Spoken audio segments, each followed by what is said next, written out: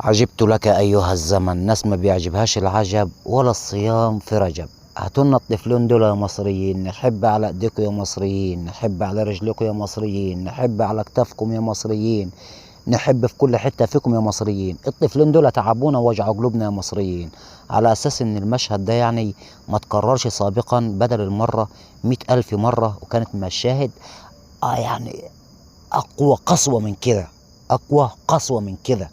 ولكن مصر لبت النداء.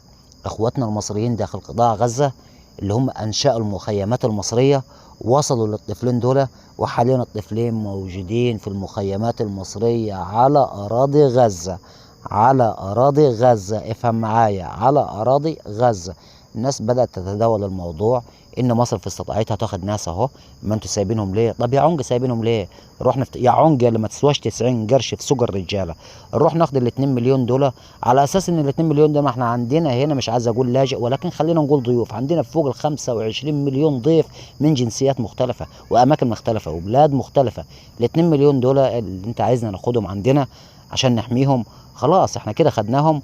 ايه، نهينا القضيه الفلسطينيه، سلمنا اراضي فلسطين للمحتل. خلاص كده يعني. افهم يا عنج، افهم. الطفل حاليا موجود في مخيمات مصريه على اراضي غزه. تحيا مصر.